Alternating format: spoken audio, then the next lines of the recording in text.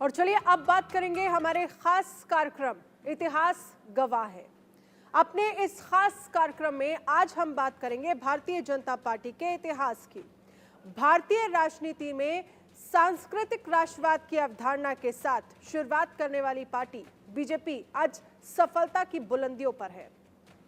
नरेंद्र मोदी की करिश्माई नेतृत्व ने बीजेपी को देश ही नहीं दुनिया की सबसे बड़ी राजनीतिक पार्टी बना दिया है।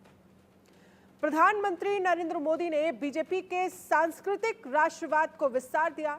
मोदी राष्ट्र के सांस्कृतिक गौरव को आगे बढ़ाने के साथ साथ विकास के नए नए लक्ष्य साधते हुए आगे बढ़ रहे हैं। समय समय पर इसे अलग अलग सामाजिक और आर्थिक लक्ष्यों से कनेक्ट करते रहे हैं। अपनी योजनाओं के जरिए वो समाज के सभी वर्गों के उत्थान पर काम कर रहे हैं। मोदी अयोध्या में राम मंदिर का वर्षों पुराना सपना पूरा करते हैं। मोदी काशी कॉरिडोर, महाकाल कॉरिडोर बनवाकर देश की सांस्कृतिक नींव मजबूत करते हैं, तो वहीं दूसरी तरफ देश को दुनिया की 5वीं सबसे बड़ी अर्थव्यवस्था बनाकर एक नई मिसाल पेश करते हैं। प्रधानमंत्री मोदी जब स्वच्छ भारत अभियान पर जोर देते हैं तो उसके पीछे उनके साफ सुंदर देश की परिकल्पना होती है। मोदी जब पाकिस्तान पर सर्जिकल स्ट्राइक की परमिशन देते हैं तो उसके पीछे उनके कड़े फैसले वाले मजबूत भारत की परिकल्पना होती है। प्रधानमंत्री मोदी ने बीजेपी के राष्ट्रवाद की अवधारणा को आज देश के आम आदमी से कनेक्ट कर दिया है। सबको एक लक्ष्य दे दिया है, देश को 2047 तक विकसित बनाना है, जिसके लिए धर्म, जाति, क्षेत्रवाद से उठकर हर भारतीय को कदम से कदम मिलाकर चलना होगा।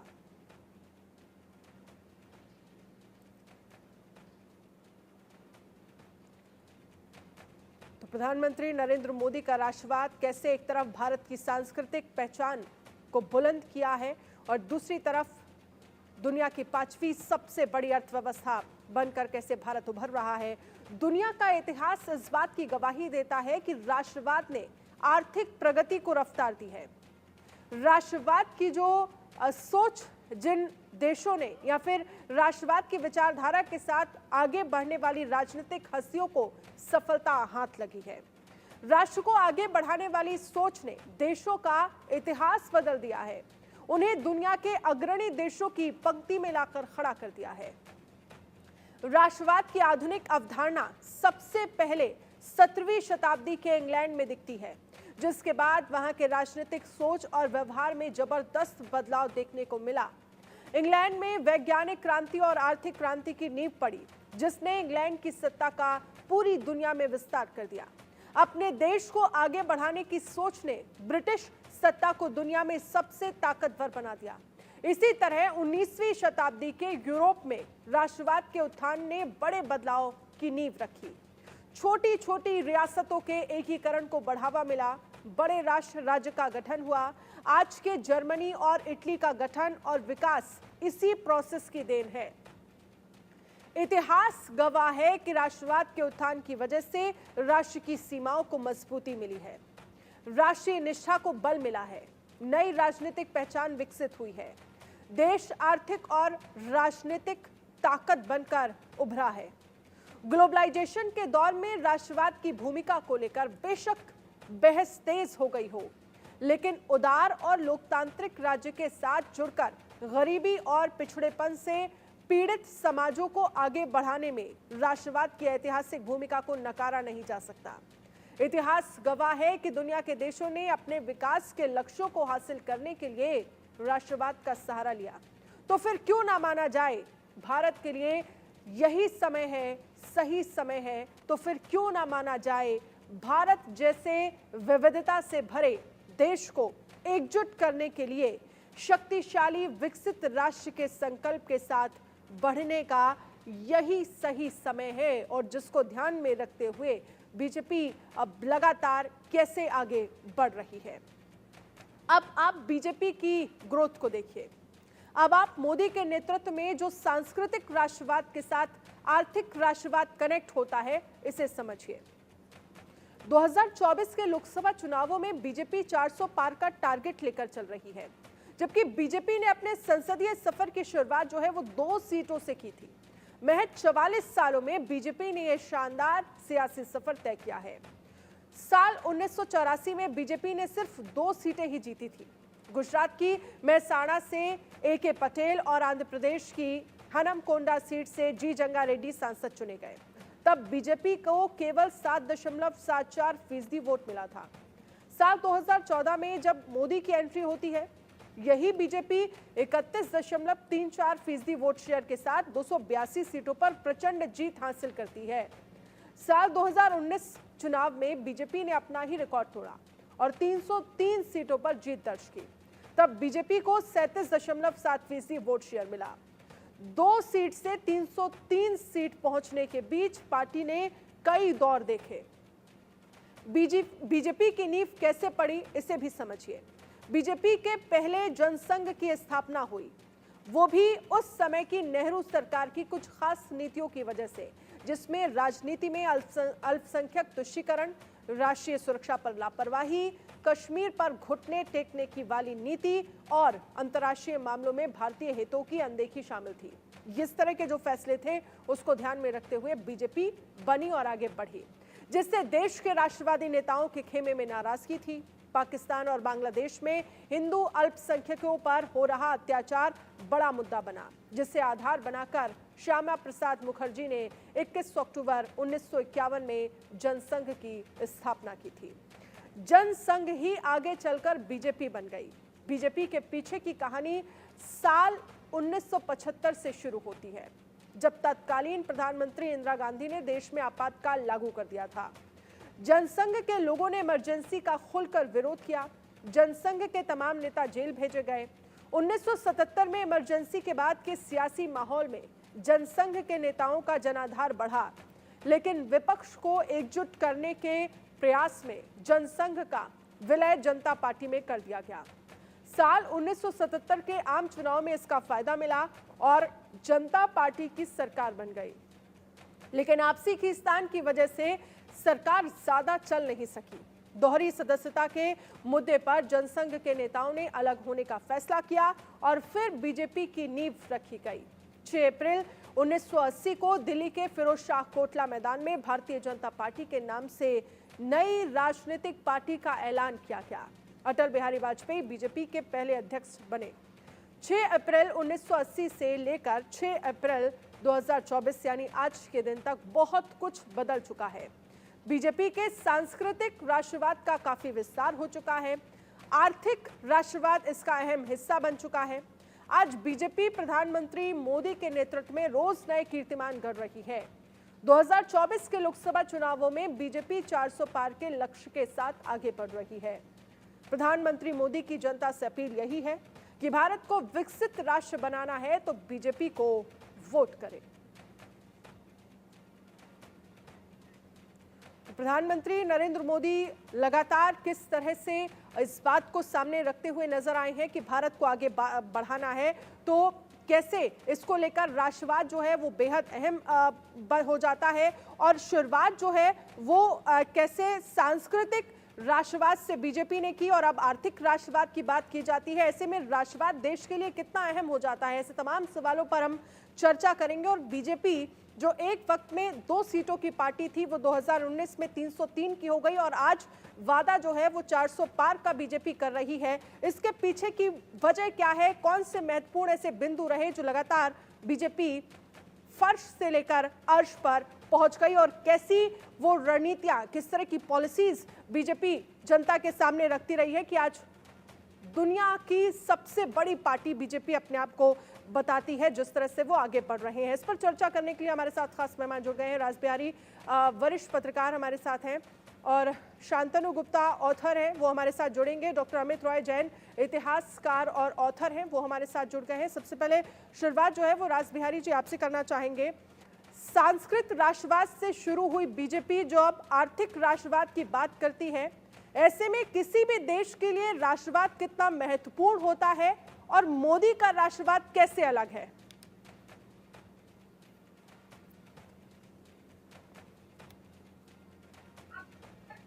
भारतीय जनता पार्टी के स्थापना के बाद और उसके विकास में राष्ट्रवाद की एक बड़ी भूमिका है। हम्म। देश की आजादी के बाद जो कांग्रेस लगातार सत्ता में आई, पंडित जवाहरलाल नेहरू 17 साल प्रधानमंत्री रहे, उसकी भी एक बहुत बड़ी देश के प्रति जो कांग्रेस की भावना थी, स्वतंत्रता आंदोलन में जो कांग्रेस की भूमिका थी, उसके कारण लगातार कांग्रेस को जनता का आशीर्वाद मिला। और वो उस वजह से था कि कांग्रेस ने देश को आजादी दिलाई है। देश की आजादी मतलब कि राष्ट्र, वो भी एक तरह से राष्ट्रवाद की ही कल्पना थी। लेकिन कुछ कारणों से, चाहे कम्युनिस्टों का दबाव रहा हो, चाहे सोशलिस्टों का दबाव रहा हो, नेहरू अपनी नीति राष्ट्रवाद से बदलकर अन्य कारणों से, चाहे वो सेकुलरवाद हो, चाहे वो उन्होंने हिंदी चीनी भाई भाई के नारे लगवाए, उसका देश में विपरीत असर पड़ा। भारत, जिसको हम कृषि प्रधान देश आज भी कहते हैं, और उस समय तो भारत केवल कृषि प्रधान देश था। और नरेंद्र मोदी ने, खास प्रधानमंत्री बनने के बाद भी अगर आप देखेंगे, नरेंद्र मोदी जब भारतीय जनता पार्टी के राष्ट्रीय संगठन महामंत्री बन के आए थे, तब भी वो अपने भाषणों में इस बात को लगातार बोलते थे। और जब प्रधानमंत्री बने नरेंद्र मोदी, तो उन्होंने जो अपने राज्य गुजरात में जो उन्होंने प्रयोग किए, और उस प्रयोग की वजह से उन्हें लगातार जनता ने सत्ता बनाए रखा, क्योंकि राष्ट्रवाद भारत की पहली शर्त है। अगर मोदी के नेतृत्व में देश ने, जो जैसे आप कह रहे थे कि जो जनसंघ के समय में जो उनके जो भी घोषणा पत्र में था, चाहे अनुच्छेद 370 का हटाने का सवाल हो, या राम मंदिर का सवाल हो, या समान नागरिक संहिता का सवाल हो, मतलब देश में सबको बराबरी के लाने का सवाल है। नरेंद्र मोदी ने नेतृत्व में देश ने वो सब पाया है। अनुच्छेद 370 हट गया, राम मंदिर बन गया। और देखिए, सबसे बड़ी बात है कि जो मोदी का राष्ट्रवाद है, वो कहते हैं कि मैं भ्रष्टाचार के खिलाफ हूं, उन्होंने साबित करके दिखाया। वो कहते हैं परिवारवाद के खिलाफ हूं, उन्होंने परिवारवाद के खिलाफ राजनीति करके दिखाई है। वो कहते हैं मैं जातिवाद के खिलाफ हूं। सबसे बड़ी बात है कि प्रधानमंत्री नरेंद्र मोदी के राजनीति के कारण आज देश में जितने भी जातिवादी और परिवारवादी राजनीतिक दल हैं, वो सब हाशिए पे चले जाते हैं। सबसे बड़ा उदाहरण तो वो कांग्रेस का ही है। अब आप चाहे महाराष्ट्र में देख लें, और मुझे लगता है कि उत्तर भारत में तो परिवारवादी राजनीतिक जो दल हैं, वो तो लगातार हाशिए पे जा रहे हैं। मुझे लगता है कि इस बार दक्षिण भारत में भी जो परिवारवादी दल हैं, वो भी नुकसान में रहेंगे। क्योंकि मैं देख रहा हूँ लगातार, मैं कई राज्यों में घूम के भी आया हूँ, कि नरेंद्र मोदी के प्रति जो लोगों की भावना है कि नरेंद्र मोदी भ्रष्टाचार के खिलाफ है तो जबरदस्त है, नरेंद्र मोदी काम करने के मामले में तो जबरदस्त है, और नरेंद्र मोदी जो कहते हैं वो करते हैं, और जो पुराने वायदे थे वो सारे उन्होंने निभाए हैं। ठीक है, रास बिहारी जी, मैं आपके पास आऊंगी। डॉक्टर अमित राय, रास बिहारी जी जिस बात का जिक्र कर रहे हैं कि एक पार्टी राष्ट्रवाद को लेकर आगे बढ़ रही है, एक पार्टी परिवारवाद को लेकर आगे बढ़ रही है, लेकिन अगर हम इतिहास उठाकर देखते हैं तो जो पार्टी राष्ट्रवाद को लेकर, या जो देश राष्ट्रवाद को लेकर आगे बढ़े हैं, उन्हें उन देशों का विकास हुआ है, जिसमें सबसे बड़ा एग्जाम्पल अगर हम देखेंगे तो इंग्लैंड है, यूरोप है। ऐसे में ग्लोबलाइजेशन के इस दौर में राष्ट्रवाद कितना महत्वपूर्ण हो जाता है और कितनी अहम भूमिका निभाता है? देखिए, आपने बहुत महत्वपूर्ण सवाल किया। अभी रास बिहारी जी ने कुछ जिक्र किया अपने वक्तव्य में कि आदरणीय प्रधानमंत्री नरेंद्र मोदी जी का जो राष्ट्रवाद है वो देश के हित के लिए है। उससे अलग, क्योंकि वैश्विक स्तर की आपने मेरे से चर्चा करने का संकेत किया है, और मुझे लगता है कि नरेंद्र मोदी जी आज देश का, भारत का प्रतिनिधित्व कर रहे हैं, उसके साथ साथ पूरे विश्व का नेतृत्व करने की क्षमता उनके अंदर दिखलाई पड़ती है। और पिछले 10 वर्षों में देश का नेतृत्व करके उन्होंने वैश्विक स्तर पे जो पहचान भारत की आर्थिक नीतियों के कारण, वैश्विक राष्ट्रवाद की झलक के साथ जो दिखलाई है वो उनकी वैचारिक प्रतिबद्धता का प्रतीक है। भारतीय जनता पार्टी आज अगर सत्ता के शीर्ष पर है और देश में तीसरी बार सरकार बनाने की ओर अग्रसर है, जिस तरह से देश का माहौल, देश का मिजाज पूरे वैश्विक स्तर के अध्ययन के दौरान और पूरे देश भर के विभिन्न राज्यों के अंदर के जो आंकड़े आ रहे हैं, लगता है तो उसका एक अहम कारण यही है कि जो भारतीय जनता पार्टी का मूल केंद्र बिंदु है वैचारिक प्रतिबद्धता, वो उसको लेकर के आगे बढ़ रहे हैं। और जिस समय जनसंघ का निर्माण हुआ, जिस समय स्थापना हुई, उस समय इस विचार युद्ध के जो प्रणेता थे, चाहे उसके अंदर श्यामा प्रसाद मुखर्जी रहे हों, आदरणीय दीनदयाल उपाध्याय जी रहे हों, गुरु गोलवलकर जी रहे हों, और बहुत सारे ऐसे अनेकों हजारों नाम ऐसे हैं जो अज्ञात हैं, अनाम हैं। उन लोगों ने समूहबद्ध होकर के जो विचार रखा, आज 70 साल 60 साल के बाद भी वही विचार दिख रहे हैं। उससे भारतीय जनता पार्टी अलग अपने मुद्दों से नहीं हुई। और इन पिछले 10 वर्षों में नरेंद्र मोदी जी, उनके सभी सहयोगियों ने, भारत सरकार ने और उनकी जो भारतीय जनता पार्टी की सरकार है, उन्होंने अपने जो पिछले 50 वर्षों के वादे हैं उसको पूरा करने की ओर कदम बढ़ाए और स्थायी कदम बढ़ाए। जैसे कश्मीर में 370 वाला भी रास बिहारी जी ने जिक्र किया है, बहुत महत्वपूर्ण मुद्दा संपूर्ण देश के सामने था और बहुत प्रतिबद्धता के साथ, मजबूती के साथ उन्होंने इस कदम को उठाया। पूरे विश्व की निगाह थी उस समय कि वहां पर दंगे होंगे, वहां पर उस तरह का वातावरण बनेगा कि देश में गृह युद्ध के हालात ना हो, लेकिन बहुत मजबूती के साथ वो कदम उठा तो पूरे देश के अंदर एक जो चिंता थी वो दूर हुई।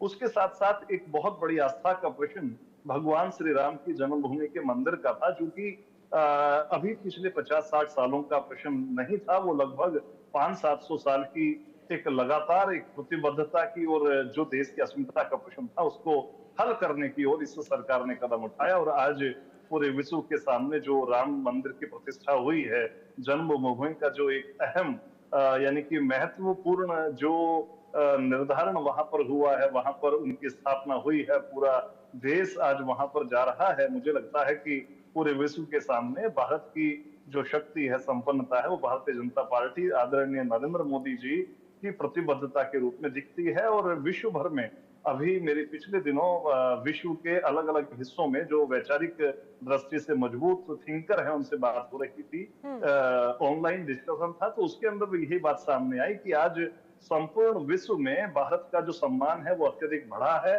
और भारत की जो वैचारिक क्षमता है उसको लेकर के इस सरकार ने बहुत बेहतरीन काम किया है। तो यह वैचारिक दृष्टि से, वैश्विक दृष्टि से संपूर्ण विश्व में जो ग्लोबलाइजेशन का दौर है उसमें भी नेतृत्व करने की जो बात, क्योंकि जो अंतर्राष्ट्रीय मुद्दे हैं उस पर भी हमारी भारत की सरकार काम करती है। कोरोना वायरस के टाइम में जिस समय डोज की बात आई तो उस समय लग नहीं रहा था कि भारत जैसा ऐसा देश जो कि बहुत बड़ा डाइवर्सल यानी कि अलग अलग हिस्सों में अलग अलग तरह की आवश्यकताएं हैं उसको पूर्ति कर पाएगा, लेकिन वो डोज बनी और पूरे विश्व के अंदर भी वो गई।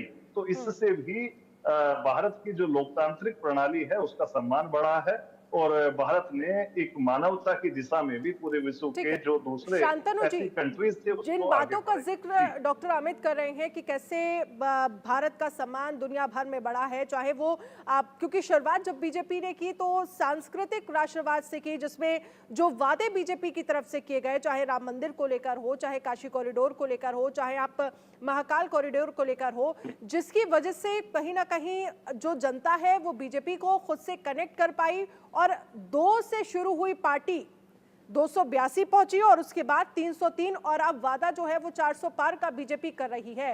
इस 44 साल में अगर बीजेपी आज 400 पार का वादा कर रही है और दुनिया भर में अपने आप को सबसे बड़ी पार्टी कह रही है, तो सबसे बड़ी वजह आपके हिसाब से क्या लगती है? जो फर्श से लेकर अर्श तक का सफर बीजेपी ने तय किया है उसमें सबसे महत्वपूर्ण जो बिंदु है वो आपको क्या नजर आते हैं?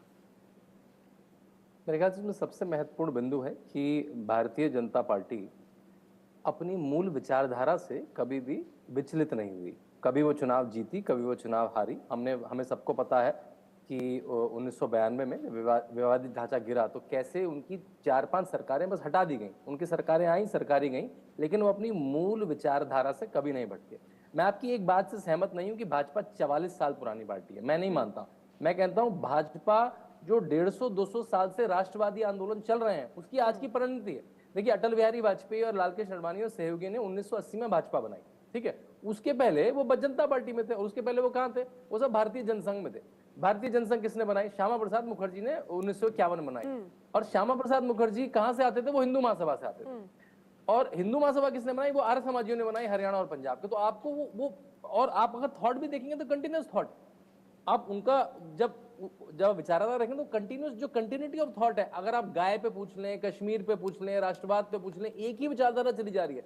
तो 1857 की जो भारतीय का जो पहला स्वतंत्रता का युद्ध था, उसके बाद से जैसे राष्ट्रवादी आंदोलन शुरू हुए भारत के, उसका आज का परिणति, आज की एक राजनीतिक रूप, और वो भाजपा है बस। तो मैं उसको 44 साल की पार्टी नहीं मानूंगा। हाँ ठीक है, इस नाम से वो 44 साल से है, भारतीय जनता पार्टी नाम से वो 44 साल है, लेकिन जो राष्ट्रवाद की जो भावना है, उसकी जो लेटेस्ट क्रिएशन है वो भारतीय जनता पार्टी। और आज भी 2024 में भी वो अपनी मूल विचारधारा से इतर नहीं हुआ। उसमें ऐड कुछ कर लिया होगा कि भाई अब हम प्रोग्रेसिव भी होंगे, अब हम अपनी इकोनॉमी को जैसे प्रधानमंत्री कहते हैं मैं तीसरे टर्म में तीसरी भारत को सबसे बड़ी इकोनॉमी बनाऊंगा। अब डिजिटल का उसमें टेक्नोलॉजी का इस्तेमाल भी होगा, लेकिन मूल विचारधारा फिर भी होगी। जैसे चुनाव जीतेंगे प्रधानमंत्री, वो किसी मंदिर में देखेंगे आप। जैसे आज भी क्या होता है, आप आदमी कितना भी अमीर हो जाए, वो मर्सिडीज भी लेके आए, लेकिन मर्सिडीज घर आने से पहले मंदिर जाती है पहले। तो वो विचारधारा जो भारत की मूल विचारधारा है, वो जो और यही सांस्कृतिक राष्ट्रवाद है कि राष्ट्र केवल एक कोई बाउंड्रीज नहीं है केवल कि भाई यहां बाउंड्री खिंच गई वो राष्ट्र है, क्योंकि हमारी संस्कृति एक है। आप जम्मू कश्मीर से तमिलनाडु चले जाएं, आप राजस्थान से मणिपुर चले जाएं, अगर आप हमारे शक्तिपीठ देख लें वो पूरे भारत में। अब अगर हमारे आप शिव जी के ज्योतिर्लिंग वो पूरे भारत में। तो वो जो हमारी संस्कृति जो जुड़ती है ऊपर से नीचे तक, इधर से चारों कोनों में, उस सांस्कृतिक राष्ट्रवाद को लेकर चले, उसका सबसे बड़ा उदाहरण अयोध्या वाले प्राण प्रतिष्ठा के दिन। लेकिन एक और सवाल इसी से जुड़ा, सांस्कृतिक राष्ट्रवाद की जब हम बात करते हैं तो मोदी ने इसको कितना बदला है, आप इसको कैसे मानते हैं? देखिए मेरा विदेशों में जाना काफी होता है, मेरी पढ़ाई भी इंग्लैंड में हुई। मैं अभी ऑक्सफोर्ड में गया तो वहां पे जिस कमरे में मैं बैठता था, मुझे सेकुलरिज्म की क्लास चल रही थी। उस कमरे का नाम था सेंट क्रॉस रूम। उसमें क्रॉस लगा था, कमरे में क्रॉस लगा था, और मुझे सिखाया जा रहा था वहां पे सेकुलरिज्म। ऑक्सफोर्ड यूनिवर्सिटी का अपना ऑफिशियल चर्च था, ऑक्सफोर्ड यूनिवर्सिटी का बता रहा हूँ, ऑफिशियल चर्च लिखा था ऑक्सफोर्ड यूनिवर्सिटी का। उसके हर 32 कॉलेज में एक चैपलिन होता था, मतलब एक पादरी होता था, उसमें एक चैपल होता था, मतलब एक चर्च होती थी, उसमें क्वायर ग्रुप होता था, क्वायर ग्रुप मतलब भजन मंडली होती थी, और उसमें सर्विस का मतलब पूजा का समय लिखा होता था। ऐसी वहां की पार्लियामेंट में भी था, मतलब उनको कोई गुरेज नहीं था अपने धर्म के।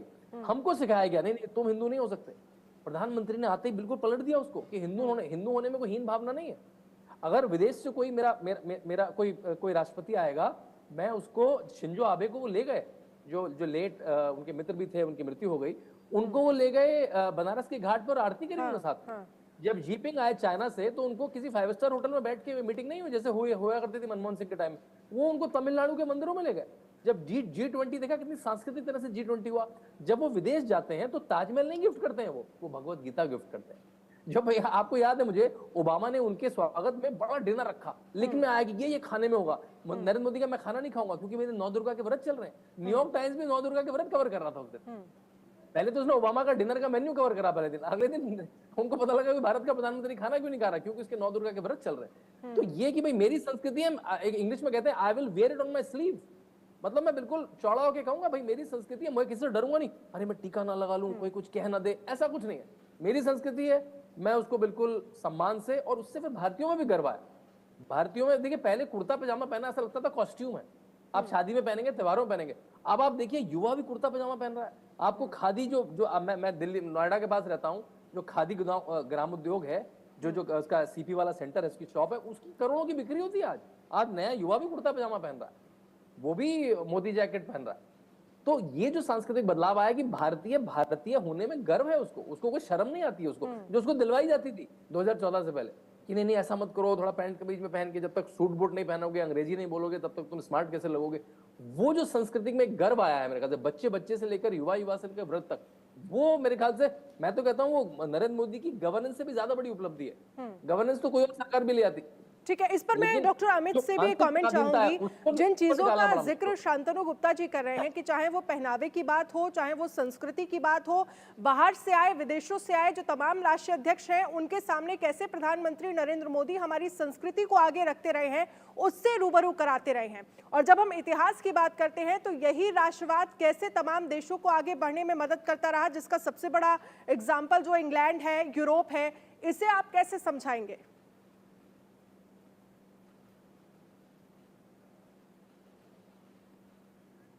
आप अनम्यूट करिए।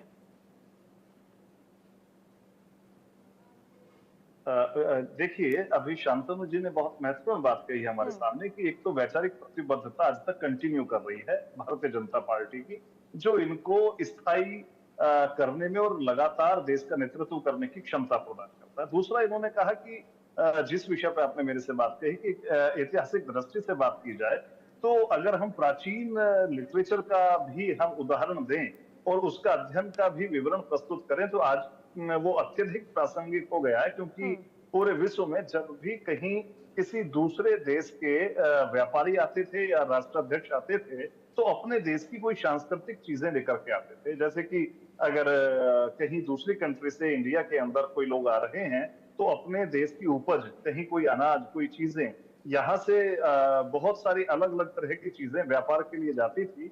तो अगर आज देश के प्रधानमंत्री अपने देश के कारीगरों की बनाई गई लोकल जो चीजें हैं वो भेंट कर रहे हैं, तो इससे कहीं ना कहीं जो उससे जुड़े हुए लोग हैं, यानी कि एक व्यापार या एक जो लघु कुटीर उद्योग है, उसके अंदर अगर कोई बांस का प्रोडक्ट बन रहा है और देश का प्रधानमंत्री पूरे विश्व भर के नेतृत्वकर्ताओं को वो चीज गिफ्ट कर रहा है, G20 के अंदर जितने भी इंटरनेशनल गेस्ट आए, उनको प्रधानमंत्री जी ने यहाँ के देश के बने हुए बर्तन दिए, यहाँ के देश की जो लघु उद्योगों के दौरान बनी गई कुछ छोटी पेंटिंग्स थी वो दी, कुछ चीजें रिलीजियस पर्पज की थी वो भी उनको भेंट करी। तो जो उनको बनाने वाले लोग हैं, हजारों लाखों लोगों की, क्योंकि भारत विविधता का देश है, डाइवर्सिटी का देश है, यहाँ पर हर प्रांत की अलग ज्वेलरी है, हर प्रांत की अलग ट्रेडिशनल ड्रेस है, हर प्रांत की भाषा, हर प्रांत का अपना लिटरेचर।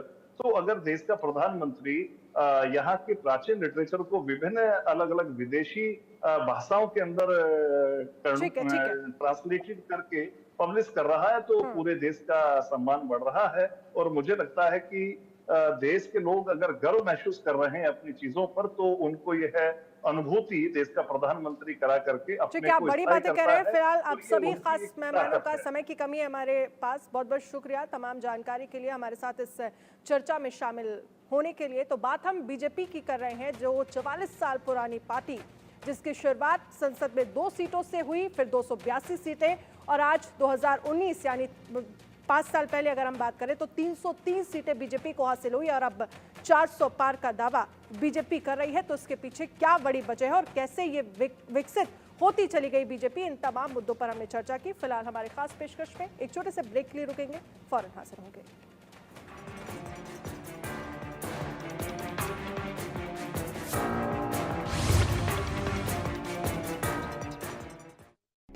Associate sponsor